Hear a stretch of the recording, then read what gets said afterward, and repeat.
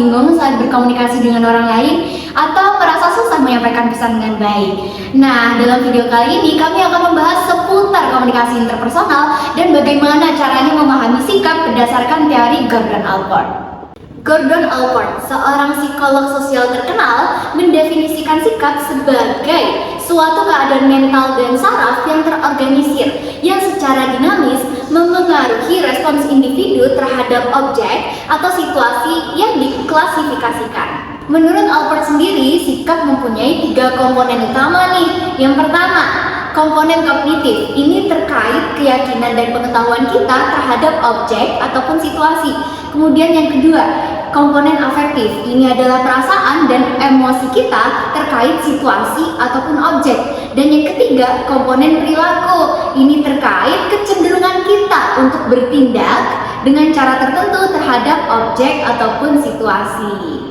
Nah, memahami sikap orang lain itu penting banget dalam komunikasi interpersonal. Dengan memahami cara berpikir, merasakan, dan berperilaku orang lain, kita itu bisa membangun hubungan yang lebih baik. Kita dapat menunjukkan empati dan rasa hormat kita terhadap orang lain. Kemudian, kita juga bisa meningkatkan komunikasi kita. Dan kita pun juga bisa loh mengelola konflik, karena kita bisa lebih mudah menyelesaikan konflik dan mencapai solusi yang saling menguntungkan. Nah teman-teman, berikut adalah contoh penerapan dari teori sikap oleh Gordon Allport dalam komunikasi interpersonal. Jadi, di sebuah kantor yang sibuk banget, kita punya 2 rekan, Nisa dan Lia, lagi ngobrolin sebuah proyek.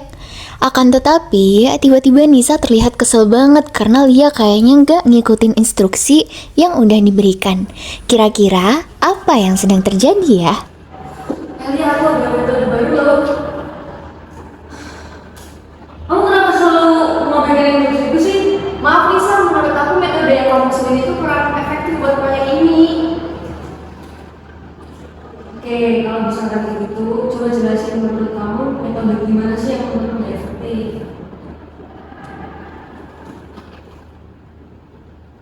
Setelah sejenak terdiam, Nisa mencoba memahami situasi dan mengingat teori Gordon Allport tentang sikap. Tanpa bereaksi terlalu cepat, Nisa memberikan kesempatannya kepada Lia untuk mengutarakan pendapatnya. Kali ini terjadi di sebuah kafe. Luna dan Oa sedang mengobrol, duduk santai. Akan tetapi, ada yang agak beda. Oa terlihat murung dan tidak bersemangat. Oh, kok kelihatan sedih, kenapa? Emang apa yang bikin kamu ngerasa kayak gitu? Ceritain dong. Dengan pertanyaan terbuka yang diajukan oleh Luna kepada Oa merasa dihargai dan akhirnya lebih terbuka dan berbagi beban emosionalnya. Terjadi di ruang rapat yang penuh semangat. Tim kita sedang membahas strategi pemasaran. Namun, dengan semakin intensnya diskusi, perbedaan pendapat memicu ketegangan. Luna dan Lia, keduanya penuh antusiasme. Tiba-tiba, mulai berdebat dengan keras. Suasana jadi memanas dengan cepat. Idemu nggak masuk akal ya, tapi ini sangat baik untuk menjangkau pelanggan. Sebentar, tenang dulu. Kita ambil jalan tengahnya saja.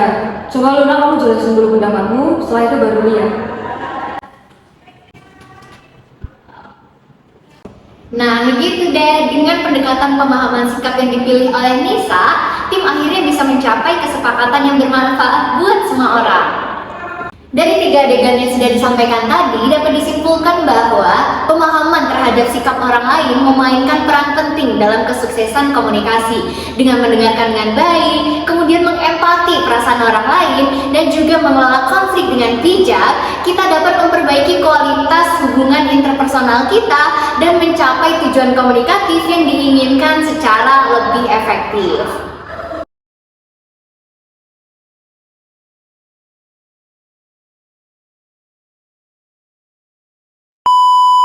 Dari 3 adegan yang disampaikan tadi, tuh kan ngeblank.